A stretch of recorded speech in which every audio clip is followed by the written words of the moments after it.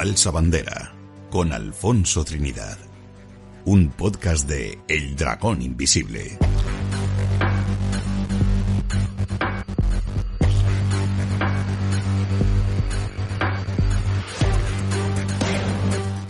Les voy a invitar a reflexionar por un momento, un ratito. Piensen en los últimos 5.000 años. El ser humano ha estado poco menos de 900 en paz. Y eso porque se estaban preparando para los siguientes lances. Casi 10.000 tratados de paz se han firmado a lo largo de la historia. Y desde la Segunda Guerra Mundial, desde el fin de la Segunda Guerra Mundial, un periodo que aparentemente ha sido plácido en relación a otros muchos espacios históricos, han acontecido más de 200 guerras y casi 20 millones de fallecidos.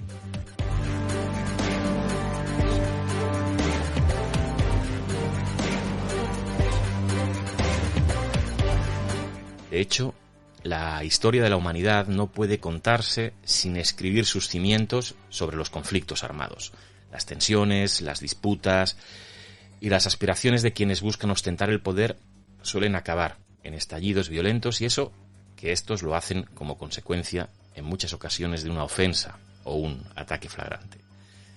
¿Cuántos de ellos han sido provocados por las propias víctimas? ¿Se lo han preguntado? ¿Cuántas falsas banderas han generado conflictos entre varias partes?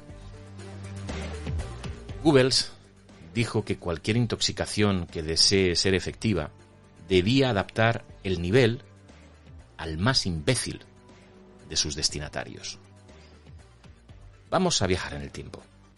18 de septiembre de 1931, el gobierno japonés acusa a China del atentado que ellos mismos habían provocado. El incidente de Mukden, como es conocido, sirve de pretexto para la invasión japonesa de Manchuria. Más reciente, la noche del 27 de febrero de 1933, el Reichstag alemán se incendia. El poder nazi acusa a un joven militante comunista y aprovecha para suspender las libertades individuales. Las dudas sobre la autoría real del incidente aún hoy permanecen.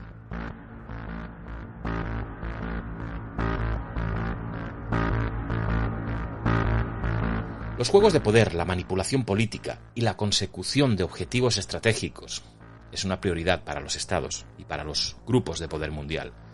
La conspiración, la mentira y la manipulación existen, claro que sí. Pero solo conociendo la historia, viajando a sus orígenes y siguiendo la actualidad sin el maquillaje y sin la manipulación de los medios partidistas, es como podemos esclarecer y hacer entender un poco el porqué de la evolución geopolítica mundial.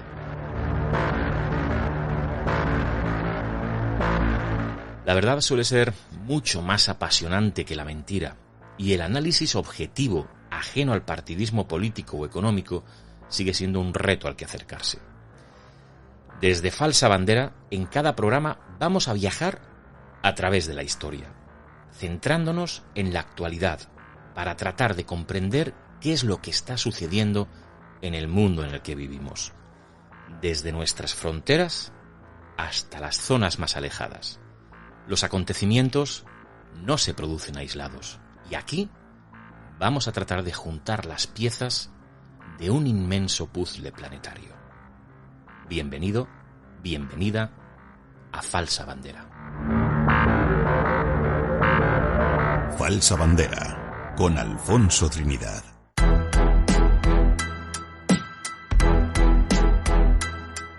Las claves de lo que está sucediendo hoy las encontramos en lo que aconteció ayer. Las claves de lo que sucederá mañana las tenemos hoy en nuestras manos si sabemos interpretarlas. Falsa Bandera. Lo que ocurre hoy cambiará el mañana.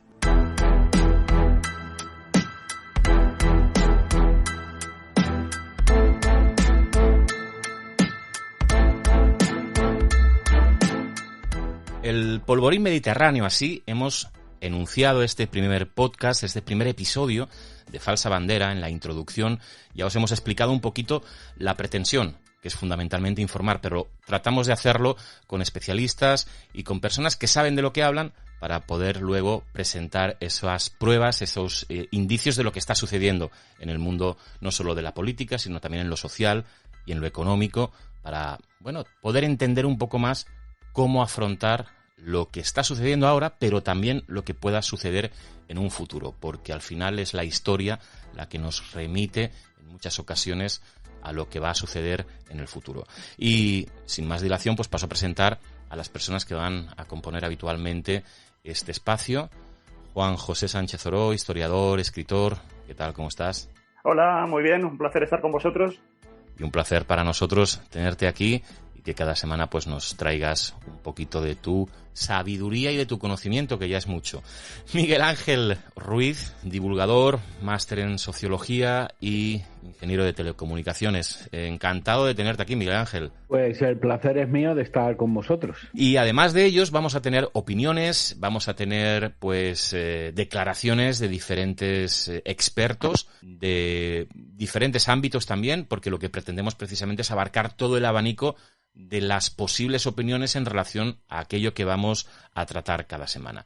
El polvorín mediterráneo es algo que está de actualidad porque precisamente hay dos países que son España y Marruecos que están en un conflicto abierto, según algunos desde hace mucho tiempo, pero ahora lo vemos reflejado en los medios de comunicación con esa inicial crisis migratoria, pero después con muchos otros temas adyacentes que se están viendo en los últimos días. Un polvorín mediterráneo, pero que obviamente no solo tiene que ver con Marruecos, Juanjo. ¿El Mediterráneo es un lugar tan convulso como se está representando en los últimos tiempos? Yo creo que sí. Yo creo que además, últimamente, bueno, lo hemos tenido ocasión también de comentar tú y yo en privado, a mí me está llamando mucho la atención porque me temo que a este paso, quizás un poco ya lo es, lo que pasa es que no está saltando demasiado de los medios de comunicación, pero se está convirtiendo en algo así como el nuevo Oriente Medio.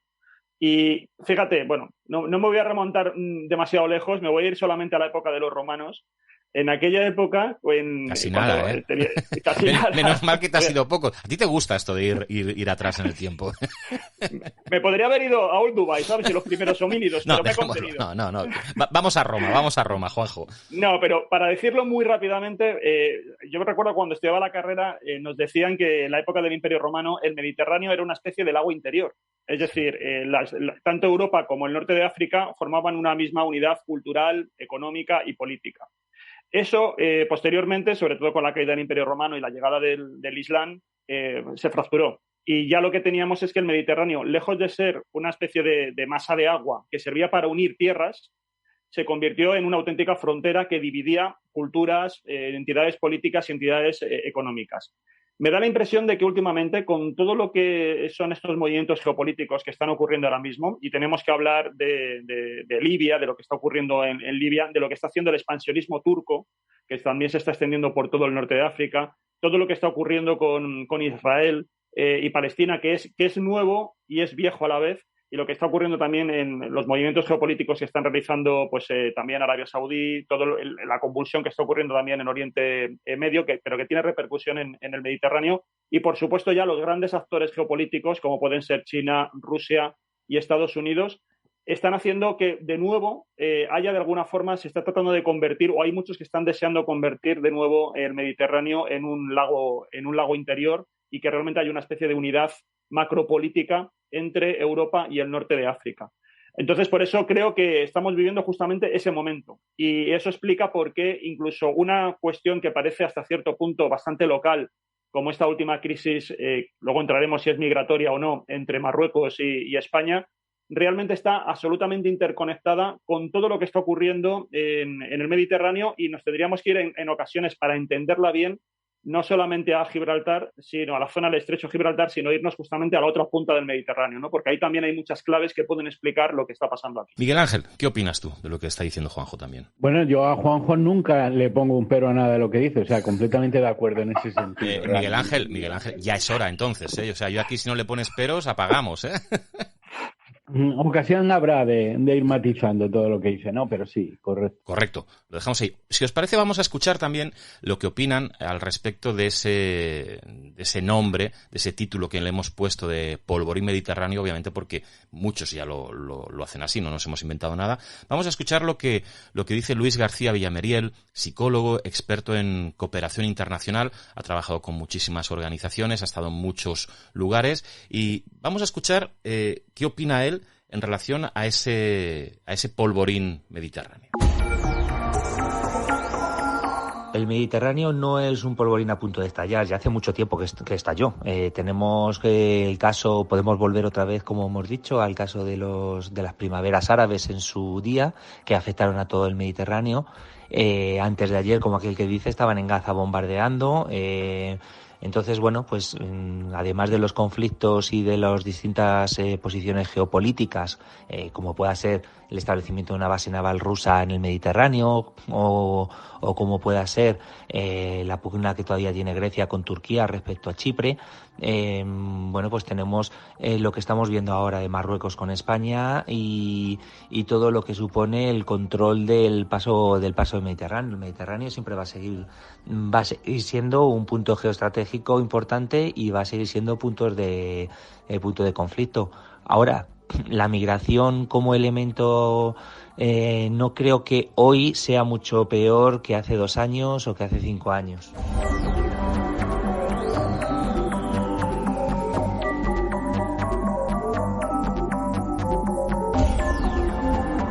Eso es lo que opina Luis García Villameriel, supongo que un poco de acuerdo, ¿no? Porque más o menos es lo que ha comentado Juanjo y en lo que tú también estabas de acuerdo, ¿no, Miguel Ángel? Sí, completamente, sí.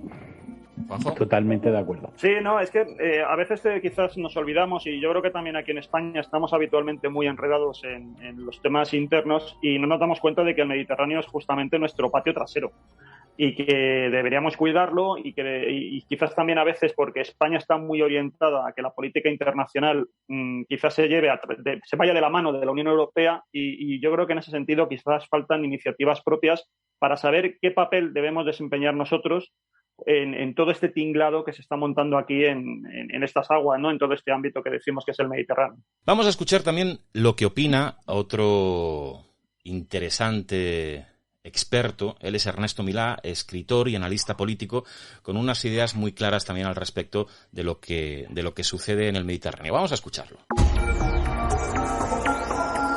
El Mediterráneo sí es un polvorín, pero es que siempre lo ha sido. Desde las guerras púnicas, esto ha sido cualquier cosa menos una balsa de aceite, ¿no? Lo que pasa es que, claro, que los adversarios van cambiando, ¿no? Pero el Mediterráneo tiene una laguna enorme que comunica el norte con el sur. Es uno de los lugares de tránsito del norte con el sur. Y la fatalidad ha querido que esta laguna se cierre por un punto, un paso privilegiado, que es Gibraltar, ¿no?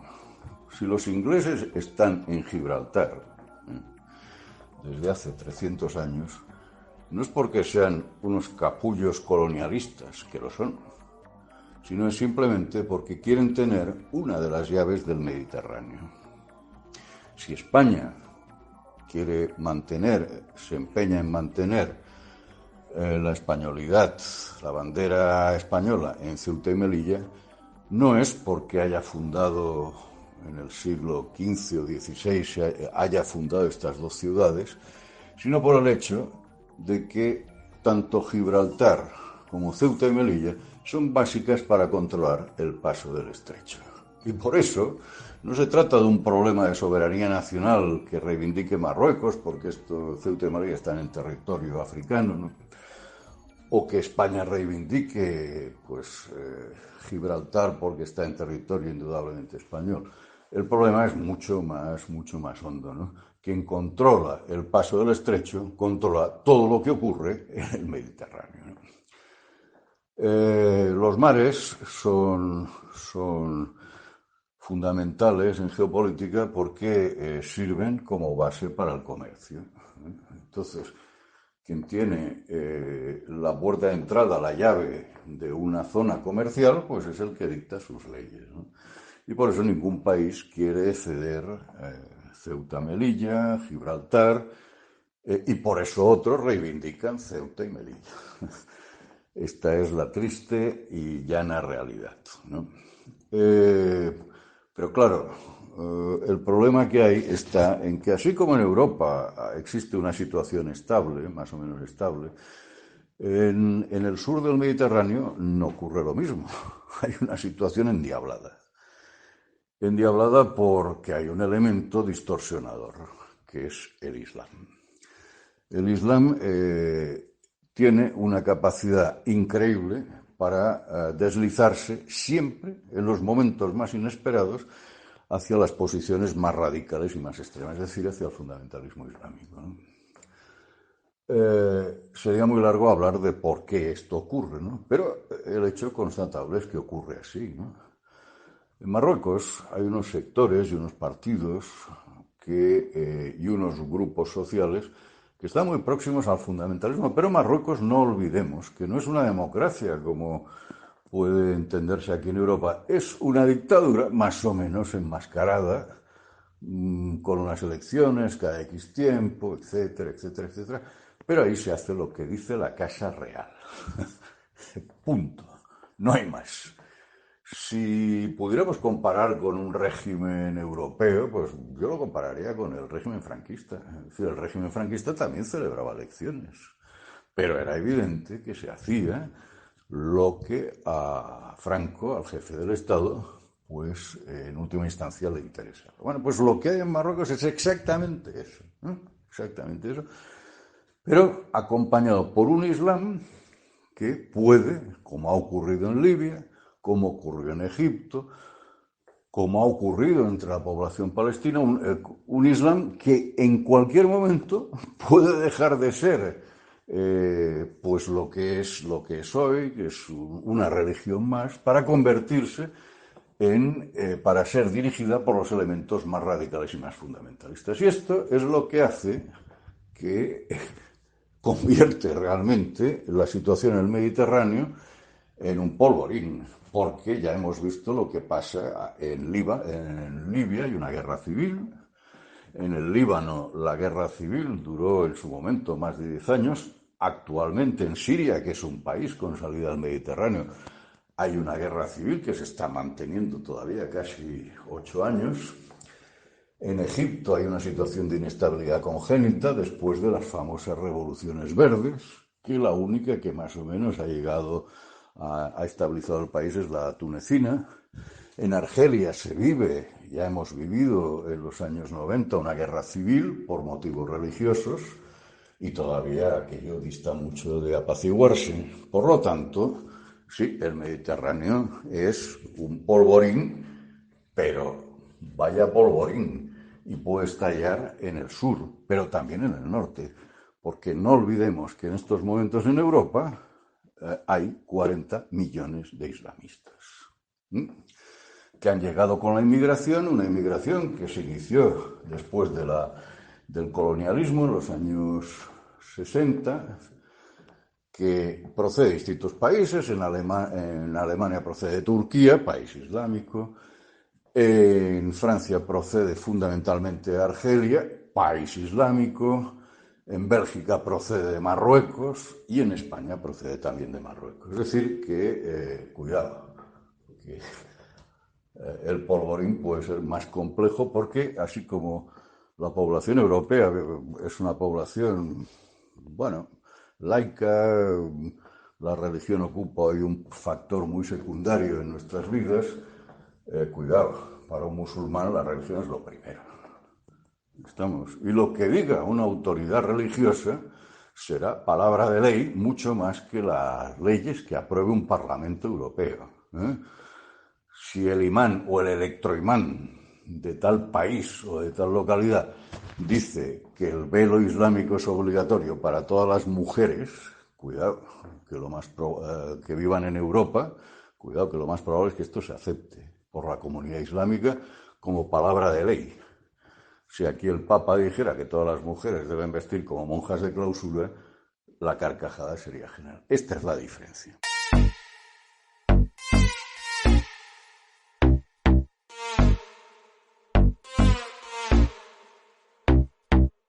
Se denomina falsa bandera a las operaciones encubiertas, llevadas a cabo por gobiernos, corporaciones y otras organizaciones preparadas para aparentar haber sido llevadas a cabo por otras entidades. Falsa bandera, un podcast de El Dragón Invisible.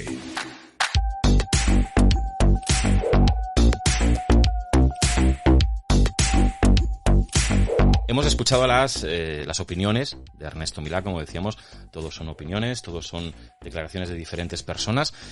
Brevemente, empezamos por ti, Juanjo, un poquito lo que has escuchado tanto de Luis como de Ernesto.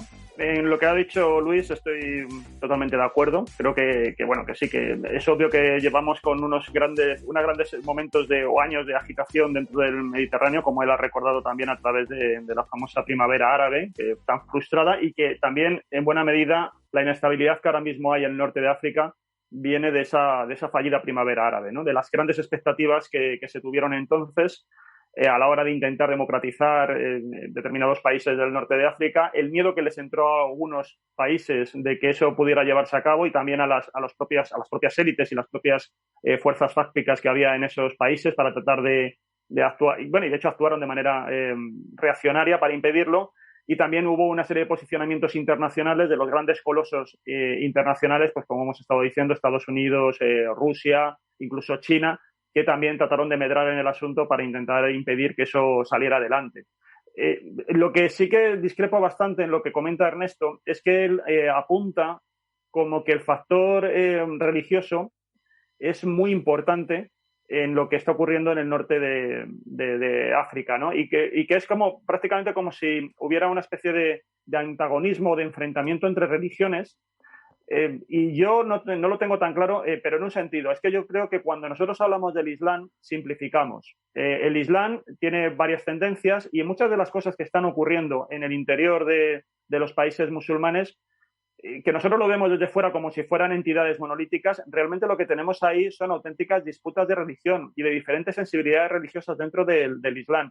Muchos de los grandes conflictos que están ocurriendo en los países musulmanes son auténticas guerras civiles y auténticas, entre comillas, guerras de religión. Sin olvidar que cuando nosotros hablamos de religión, y habitualmente, y lo tenemos también por la experiencia en Europa de lo que han sido las guerras de religión, habitualmente, bajo la apariencia de guerras de religión, lo que tenemos son realmente guerras de índole política o económica, que simplemente se adscriben a una determinada ideología religiosa porque, digamos que marida muy bien con esos intereses económicos y con esos intereses políticos.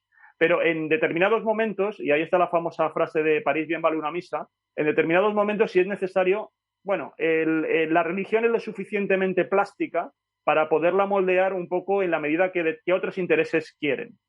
Entonces yo relativizaría bastante a la hora de ver como que es lo mismo los musulmanes, por ejemplo, que están en Irán con los musulmanes que puede haber en Marruecos, que son o el mundo suní de Marruecos frente a los chiíes que puede haber en Irán, y también la población que hay musulmana en Alemania o en Francia es bastante heterogénea desde el punto de vista de sus creencias. Hay muchos que están bastante secularizados, hay otros que pueden ser lo que denominamos fundamentalistas, pero hay que entrar muy en los detalles y corremos el riesgo de hacer una simplificación muy burda, muy de brocha gorda, si metemos a todos en el mismo saco, ¿eh? Yo creo que estamos ante un mosaico de sensibilidades religiosas que sí luego tienen expresión política, pero que es muy distinto, ¿eh? Yo ahí metería bastante el bisturí para establecer diferencias. Ponle una coma y un pero a Juanjo, Miguel Ángel, a ver si ahora es el momento. A ver, es que es evidente que hay evaluar lo que es el problema, el peso de la religión en todo este tipo de circunstancias. Yo no digo que no sea un condicionante, lo que pasa que aquí hay que considerar, yo creo que la democracia exactamente como un Estado, vamos a decir, burocrático, como un Estado en el sentido no sé cómo calificarlo, es decir, como una especie de momento burocrático, de funcionamiento, sino como toda una consecución, como todo un logro, ¿no? Estamos hablando de esa zona, o sea, de todo el Mediterráneo sur, que ha tenido, y todo África realmente, pues nos vale para el ejemplo, una zona en la que ha habido una injerencia occidental absolutamente brutal, en el que se han cortado muchas veces fronteras casi sin el casi, con una regla en un mapa, ¿no? Entonces, pensar que todo ese tipo de circunstancias no influyen a la hora de que luego esas nuevas naciones, ¿no? Como pasó en toda la ola de descolonización de 1960, luego no va a generar problemas. Yo sí que considero que no podemos evaluar exactamente cuál es el peso que tiene la religión en todo esto, porque cometemos el error de considerar a la religión como una causa y que posiblemente pueda ser una consecuencia.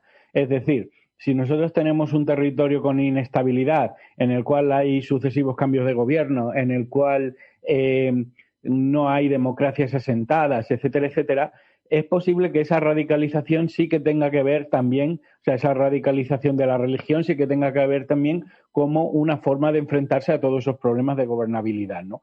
Pero sí que es verdad que hablamos históricamente de una zona que yo creo que son democracias, si se las puede llamar así en muchos casos, que en otros no, muy jóvenes, muy inestables, y yo creo que tienen, como han tenido siempre, grandes problemas de injerencia del extranjero, ¿no? Entonces, evidentemente, pues yo creo que en parte esa situación sí que explicaba para mí lo que es la palabra polvorín, ¿no? Que ha usado el invitado. Pues seguro que todo lo que tiene que ver con la religión va a estar muy presente en todos los programas que vayamos emitiendo, porque obviamente es una parte importante y que no se puede evitar cuando hablamos de geopolítica y de intereses de poder. Eso siempre ha estado ahí. La cuestión es el grado de importancia en todo esto, ¿no? Si os parece, Miguel Ángel, ya que estabas hablando tú, nos vamos a centrar más, como decíamos en este programa, en lo que está sucediendo en Marruecos, lo que está sucediendo en la frontera de Marruecos con España, y que aparentemente viene motivado por el conflicto que ya cumple muchos años del Sáhara Occidental.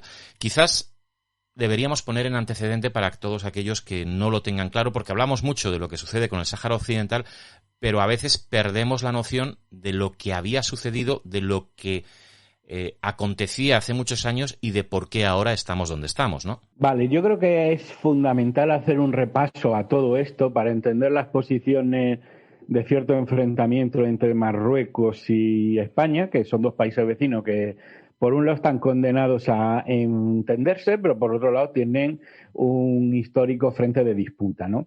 Para hacer un breve repaso, podríamos decir que el Sáhara es español aproximadamente desde 1884, ¿no? Durante todo ese tiempo, que de hecho que fue en la época donde se repartieron parte de África junto a otras potencias como Francia, etcétera, toda esa época el Sáhara fue una colonia española, pero aproximadamente en 1960 empieza en la ONU, digamos, un intento de descolonización o de falsa descolonización, si queréis, de toda esa parte del norte de África y gran parte de África, ¿no? Entonces, ahí, curiosamente, España, que estaba tratando de alguna manera de conservar su colonia, en 1969 España a su colonia española, el Sáhara, la convierte en provincia española. Yo creo que es un tema muy curioso porque, claro, deja de ser colonia hasta el punto que se supone que toda la población del Sáhara entonces pasaría a ser directamente española, con nacionalidad española, etcétera, etcétera, ¿no? En 1970, la Organización de las Naciones Unidas aprueba la resolución 2711 y, digamos, esa resolución, que de lo que trata de alguna manera es de seguir avanzando en ese proceso de descolonización del Sáhara Occidental, y en ella se aprueba que se celebre la celebración de un referéndum de autodeterminación. Un referéndum que al principio España, concretamente Franco, estaba completamente en contra de ello. En 1973 se crea o se fundó el Frente Polisario, ¿no? Que es, como sabemos, una especie de frente de liberación, un grupo armado que luchaba por la independencia de la colonia. aunque, bueno, por no entrar en temas de estructura social, porque realmente el Sáhara Occidental no era una nación como tal, sino un conjunto de tribus, pero sí que es verdad que se unían siempre un poco en contra de la potencia extranjera, ¿no? En 1974, fíjate, estamos en pleno proceso de descolonización, pero ya Marruecos empieza a intuir que ese territorio puede quedar libre y lo quiere para sí, ¿no? Lo cual supone una especie de, vamos a decir, de contradicción con respecto a lo que iba dictando la ONU. Es decir, todo el mundo estaba hablando de dejar territorios y Marruecos en este caso, digamos que ambiciona el Sáhara. En 1974, un año después de la creación del Frente Polisario, Marruecos posiciona un ejército junto a la frontera del Sáhara, ¿no? Ese mismo año, España anuncia que se va a hacer un referéndum para el siguiente año, es decir, de alguna manera accede a los planes de la ONU y Marruecos se niega a ese hecho y lo que hace es una campaña internacional en contra. Durante el gran campo de batalla posterior va a ser la celebración de un referéndum en toda la zona para saber exactamente qué quieren los saharauis. Lo curioso es que la única potencia que hace un censo en la época para dictaminar quién va a votar en ese referéndum de autodeterminación es España, y además es un referéndum que tiene pocas, digamos que tiene muchos peros y no todas las garantías de un censo como tal, ¿no? En 1975 la situación se pone mucho más tensa y cuando, de alguna manera, Marruecos, para prevenir que finalmente ese referéndum se celebre y la ONU, de alguna manera, pueda terminar de declarar la zona independiente, entonces se produce la Marcha Verde, que se produce entre el 6 y el 9 de noviembre de 1975. La Marcha Verde es una invasión pacífica que hace Marruecos en territorio saharaui, lo hacen con mujeres, con niños, con población civil, y la hace, entre otras cosas, porque tienen el apoyo de Estados Unidos, poco el apoyo de la CIA, que se posicionan en contra del Sáhara Occidental porque está apoyado directamente por Argelia e indirectamente por la Unión Soviética. Recordemos que estamos en plena Guerra Fría. En 1975 se celebran los Acuerdos de Madrid entre Marruecos, Argelia y España.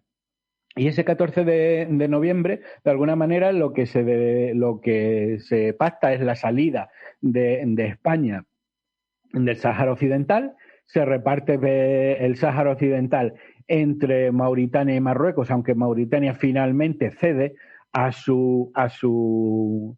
parte de su territorio que le concede, que le corresponde, concretamente el tercio inferior.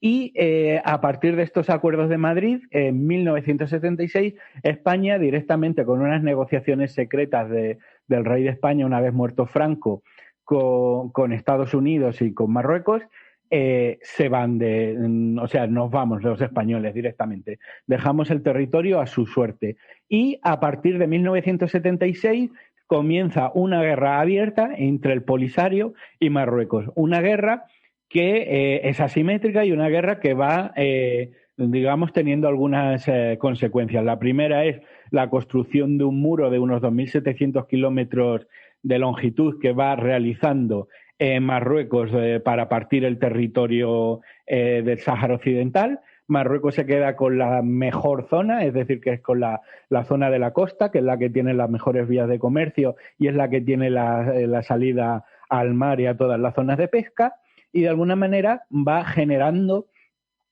o estrangulando a toda la población del Sáhara Occidental, los cuales muchos, por ejemplo, incluso se hacen refugiados, salen del Sáhara Occidental o se quedan en los campamentos de Tinduf, en Argelia. Y recordemos que esta guerra, que inicia en 1976, no termina hasta 1991, después de un proceso en el que intervienen las Naciones Unidas, y en ese 1991 se crea la MINURSO, que es la Misión de las Naciones Unidas para el referéndum del Sáhara Occidental. Es decir, se rescata aquel proyecto de 1974 de darle la posible autodeterminación al pueblo saharaui, pero hay que recordar que durante todo este tiempo, especialmente desde 1991 hasta la actualidad, Marruecos no ha dejado de alguna manera ejercer poder sobre el Sáhara Occidental, especialmente en lo que es la represión política, lo que son la represión con el ejército, etcétera, etcétera. Y también lo que ha ido es moviendo grandes masas de gente, va moviendo población hacia la zona del Sáhara, para si en algún momento finalmente no puede parar la presión internacional para que se celebre el referéndum de autodeterminación, lo que quiere es lograr una masa crítica mayor del 50% de población en toda la zona para que ese hipotético referéndum, en caso de ese referéndum, en caso de que se celebre, acabe siendo favorable a Marruecos. Y esta, digamos, es toda la situación con respecto a Sáhara que, como vemos, enfrenta directamente a España y a Marruecos, porque España para la ONU es la legítima, vamos a decir, potencia administradora del Sáhara. España nos hemos desentendido absolutamente del Sáhara, como digo, dejando incluso atrás a una población que era española, porque era provincia española, y ahí tenemos a una potencia, una de las potencias más fuertes de todo el norte de África, que es Marruecos, ambicionando un territorio que es fruto, como digo, de las tensiones que produjo la descolonización. Y yo creo que esta como pequeña entrada histórica para centrar todo el debate, yo creo que puede venir bien. Bueno, pues eso nos ha servido a todos los que te hemos escuchado para tener claro, ¿no?, el origen aparente del conflicto que vemos ahora. A mí, Juanjo, sí que me gustaría que cualquier cosa que pudieras apostillar, comentarios de lo que ha dicho Miguel Ángel para antes de arrancar, porque supongo que sí que es verdad que esto es una parte, pero más adelante entiendo que discutiremos también al respecto de que no solo es el Sáhara, sino que hay mucho más allí, ¿no? Pero respecto al Sáhara, sí que me gustaría que dieras tu opinión. Bueno, yo creo que la exposición que ha hecho Miguel Ángel está perfecta en todo el sentido cronológico, y entre líneas yo creo que se pueden ver una serie de cuestiones que él también ha ido señalando de paso, pero bueno, que a mí me gustaría insistir más en ellas. Y es que a mí me da la impresión que el Sáhara, cuyo estatus, digamos, legal, si queréis, no está muy claro qué es, porque por un lado tenemos que, bajo el punto de vista de la ONU, estaríamos ante una colonia que está pendiente de ser descolonizada. Bajo el punto de vista de Marruecos, estamos ante una suerte de departamento autonómico, por lo menos eso es por lo que está apostando. Bajo el punto de vista de Argelia, lo que pretende es que sea y de hecho es una república, sería un Estado independiente, y por lo menos así ella lo ha reconocido, y también el Sáhara, en esa dimensión de ser una república, está reconocida también por en torno a unos 80 países más o menos asumen que estamos ante lo que denominan la República Árabe Saharaui Democrática. ¿Qué quiero decir con esto? Que nos encontramos ante una especie de entidad que yo no sé cómo llamarla, de entidad política, que podríamos decir que es una especie de híbrido de muchas cosas y de ninguna. Es ahora como llaman los modernos, ¿no? Es algo así todavía demasiado líquido, políticamente hablando. Sí. Y me da la sensación de que estamos ante un auténtico artefacto creado a través de diferentes interacciones entre los diferentes actores políticos que hay alrededor. Y me explicaré. Como ha dicho muy bien Miguel Ángel, hay una serie de elementos llamativos que vemos que va cambiando, va mutando la naturaleza política de este territorio en función de determinadas acciones que se están produciendo alrededor. Comentaba muy bien cómo en el momento en el que la ONU empieza a decir que esto es una colonia, que el Sáhara es una colonia, y empieza a darle un toque al gobierno español para que obre en consecuencia y plantee una descolonización, como está ocurriendo con el resto de territorios de África, en ese momento cambia el estatus del Sáhara y lo convierte en una provincia. Bueno, hay que recordar también que en esos años, y también un poco por la acción de la ONU, viene un poco espoleada porque en el año 56 también se ha declarado el Reino de Marruecos, es decir, es cuando consigue la independencia Marruecos.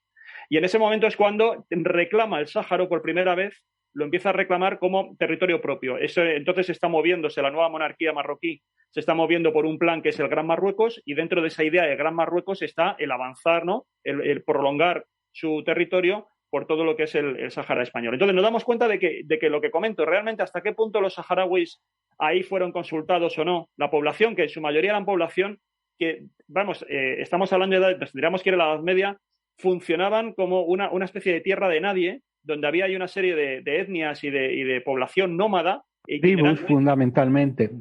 Exacto, que realmente le daba un poco igual tener por encima de ellas una especie de estructura macropolítica, porque no se identificaban con ella, y lo que nos estamos dando cuenta es que en todos estos últimos años, desde la mitad aproximadamente, pero bueno, si queréis desde cuando ya he estado hablando de la conferencia de Berlín de 1886, si no recuerdo mal, que es cuando se produce el reparto de África, cuando comentaba Miguel Ángel, ¿no? Cómo se empieza a repartir África, pero directamente, haciendo fronteras de tiralíneas, y es cuando España consigue que le den este trozo de tierra. Bueno, pues desde entonces realmente la suerte del pueblo saharaui ha venido de arriba abajo, es decir, se ha determinado por otra serie de entidades externas a su propia voluntad, a su propio sentimiento político.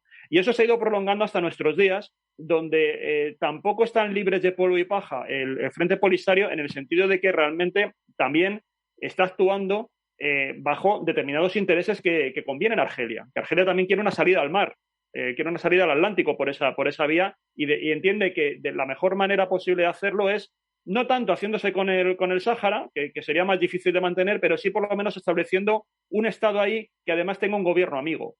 Eso le daría una gran ventaja.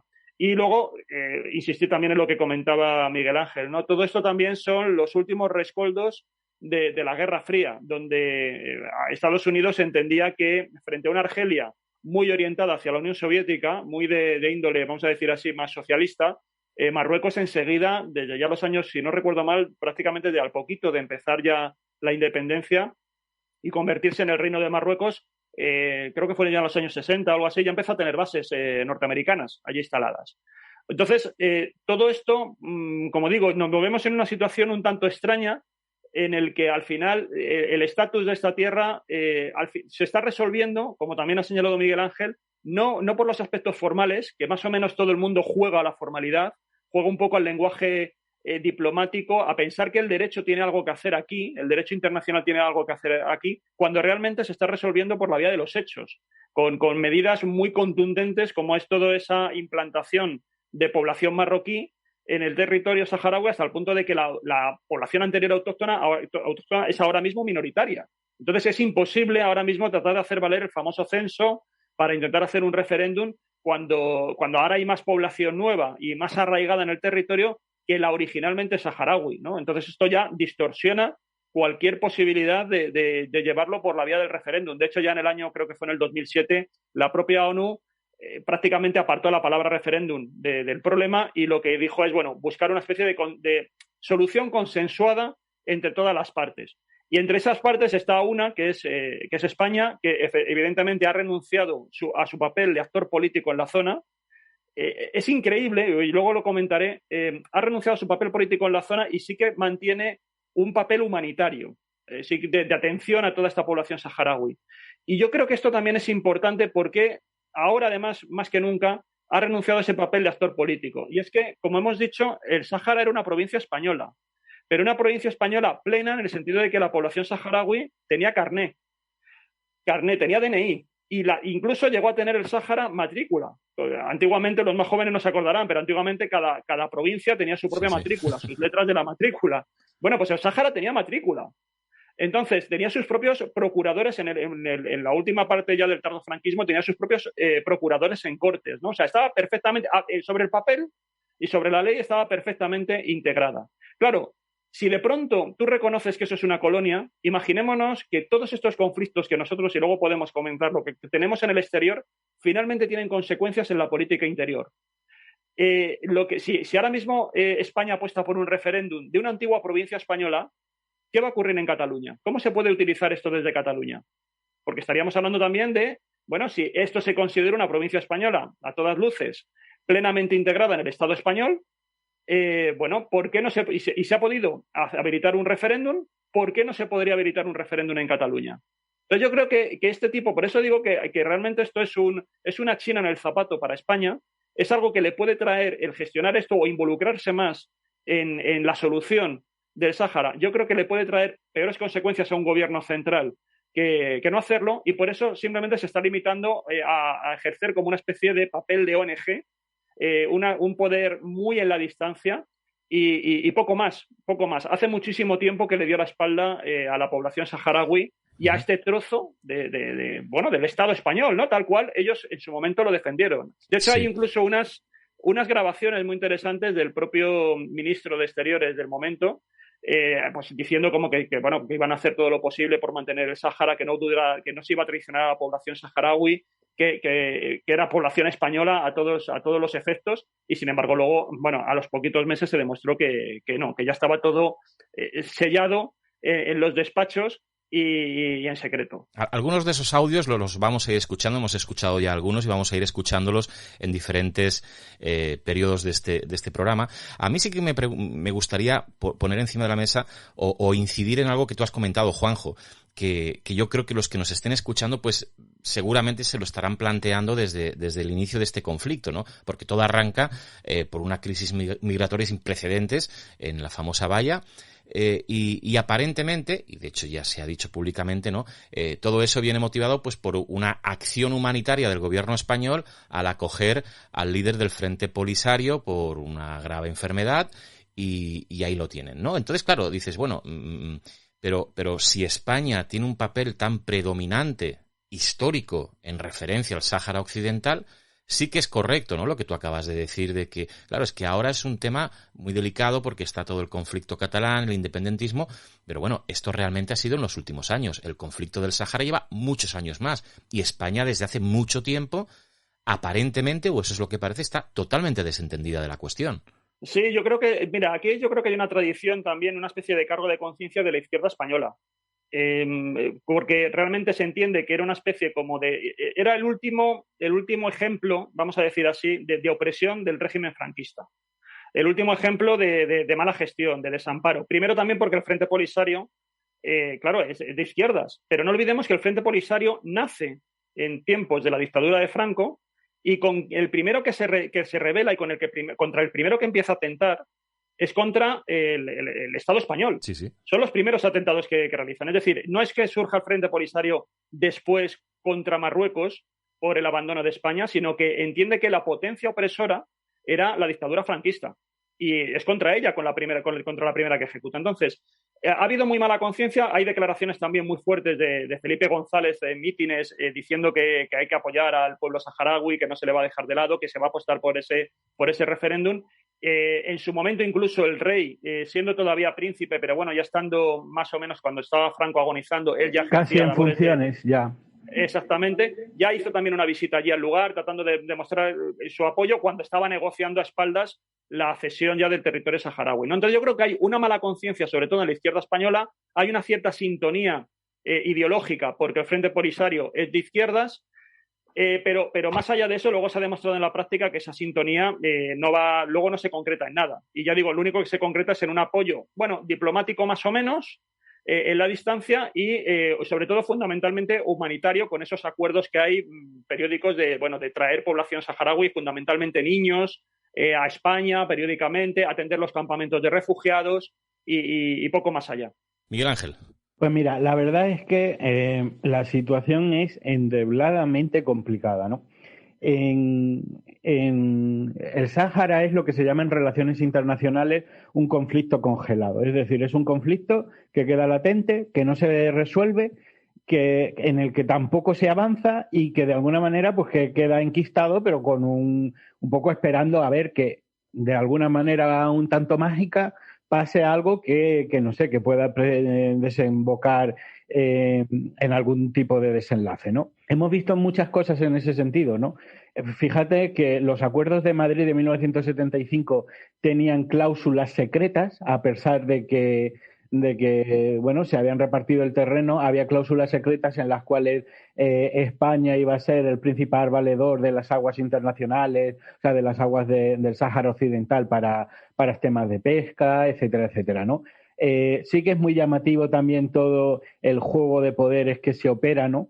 Porque es verdad que, por ejemplo, en 2017, que hubo una gran desclasificación de documentos de la CIA, ahí es cuando pudimos ver cómo el rey, mientras iban a infundir ánimo al tema de, o sea, al Sáhara, estando casi sitiado por el ejército de Marruecos. Al mismo tiempo, él estaba negociando la corona, o sea, de alguna manera ceder todo el territorio para que él pudiera asegurarse mantener la corona, etcétera, etcétera, ¿no? Y yo creo que aquí hay muchas claves. Una de ellas, desde luego, es el problema de la gobernabilidad, porque fijaros que en el momento en el que España se va del Sáhara Occidental, se inicia una guerra que luego dura hasta 1991, 16 largos años, y además la salida que hace España es una salida que luego también a nivel de derecho internacional es terriblemente comprometida, porque si tú, por ejemplo, oyes hablar a los abogados de especialistas en todo el tema del Frente Polisario, del Sáhara Occidental, ellos te dicen que los acuerdos de Madrid de 1975 son ilegales, o sea, no son válidos, dicen. Y me dicen que no son válidos porque en todo ese acuerdo en ningún momento España cede la soberanía ni a Mauritania ni a Marruecos. Entonces, para ellos, si no hay cesión y esa es la razón por la que la ONU, como no ha habido cesión de soberanía, entonces siguen considerando que la potencia administradora del Sáhara es España. En toda esa escena internacional, luego hemos visto cómo Estados Unidos quiere de alguna manera reforzar el papel de Marruecos en el mundo, ¿no? Ellos, desde luego, le eligen como aliado claramente. La ONU tiene una relación también como ambivalente, es una potencia importante del norte de África, se tienen que llevar bien con ellos, tiene en su mano las llaves de la inmigración, es decir, Marruecos, como hemos visto ahora mismo, es capaz de arrodillar a España si él deja de hacer sus funciones de vamos a decir, de policía, ¿no? Del Frontex, es decir, de regulador de la inmigración, es capaz de hacer mucho daño a Europa, tiene en cierto modo el favor de Estados Unidos y de alguna manera pues Marruecos se ve fuerte, ¿no? Además Marruecos luego utiliza muy bien todo el tema de la inmigración, pues por ejemplo en España la red de espías que tiene Marruecos es infinitamente superior a cualquier espionaje que puede hacer España en Marruecos, porque nosotros tenemos tanta población marroquí que la red de informantes que tiene Marruecos, el CNI en Marruecos no la puede ni soñar siquiera, ¿no? Entonces, también veo que hay muchas veces como que todo este tipo de esta problemática, especialmente esto que se ha llamado crisis migratoria, que no es una crisis como tal, porque se sabe que Marruecos simplemente ha abierto la puerta como medida de presión. Cuando se enfada con España o con la Unión Europea, solamente tiene que abrir las puertas para que aquí tengamos un problema. Eso yo creo que también obedece a un mal diseño de política exterior de frontera de la Unión Europea, porque estamos cediendo a terceros, vamos a decir, la gestión, ¿no? O el cuidado de nuestras fronteras. Y al mismo tiempo recordar un poco a nuestro querido Donald Trump, como yo creo que deja una especie de dardo envenenado a Joe Biden, y una de las cosas que le pide a Marruecos es que le ofrece apoyo a cambio de que Marruecos reconozca a Israel como aliado, es decir, como Estado y como vamos a decir, de un relativo socio, por lo menos que le reconozca, bastante en contra de lo que pensará la población de Marruecos, que en general toda la población musulmana árabe está muy en contra, como sabemos, de los israelíes, ¿no? Entonces, todo eso yo creo que aquí estamos hablando de una nación, Marruecos, que por un lado yo creo que está en una posición bastante favorable, creo que juega muy bien sus cartas, está creciendo de una manera desproporcionada, es decir, él, por ejemplo, va cada cierto tiempo va haciendo una pequeña, no sé si cómo llamarlo, si una especie de bueno, como de desacato o de o de pequeñas provocaciones a España, como por ejemplo en enero de 2021, que él amplía, vamos a decir, la soberanía de sus aguas territoriales cogiendo parte del Sáhara, y va midiendo cada vez la inacción de España o la de Unión Europea. Y ahora mismo, pues yo creo que Marruecos, aparte, ha apostado muchísimo por una modernización de su ejército, juega muy bien esa baza, y entonces tenemos aquí una potencia que se ve apoyada, que es expansionista, que además yo creo que tiene unos argumentos tan pobres como el resto para quedarse con el Sáhara, porque el plan ellos que quieren quedar con el Sáhara en base a la doctrina del Gran Marruecos, y el Gran Marruecos no era más que decir que en aquella época, como bien ha dicho antes Juanjo, el Sáhara solamente era un conjunto de tribus de diferentes tipos, muy heterogéneas, pero que se unían frente al colonizador exterior, pero algunas de esas tribus rendían vasallaje o tenían una relación de vasallaje con el sultán entonces, ¿no? Con el rey de Marruecos.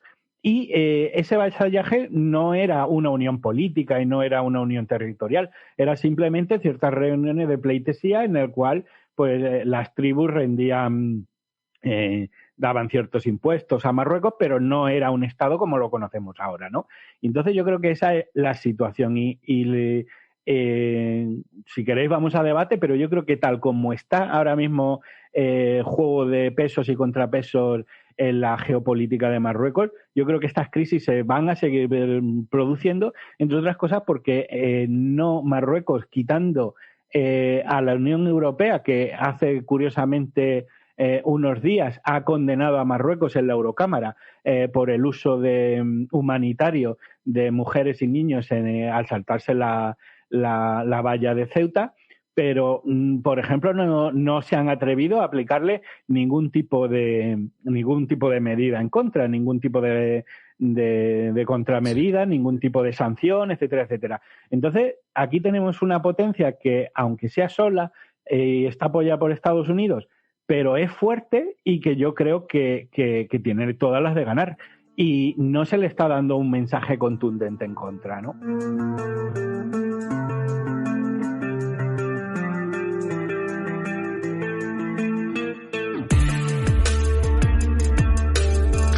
Miguel Ángel, Juanjo, si os parece, nos vamos a detener aquí, porque justo en este momento empiezan a introducirse diferentes variables y algo muy importante, ¿no?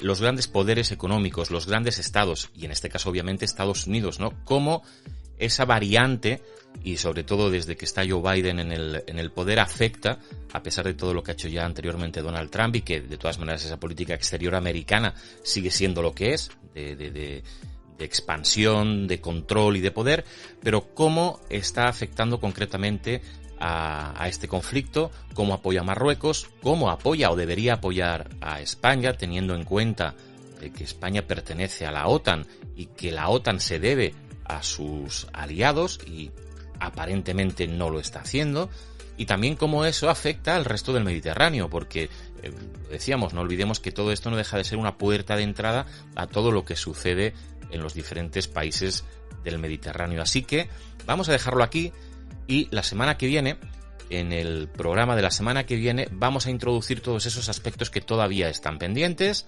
y aprovechamos, por supuesto, para que todos aquellos que habéis escuchado este primer podcast, pues nos dejéis vuestros comentarios, nos digáis aquellas cosas que habéis echado en falta, y sobre todo, qué queréis encontrar en Falsa Bandera. Así que sin más, Miguel Ángel, Juanjo, muchas gracias. La semana que viene nos vemos y nos escuchamos una vez más aquí en Falsa Bandera. Hasta la semana que viene. Hasta la semana que viene, muchas gracias.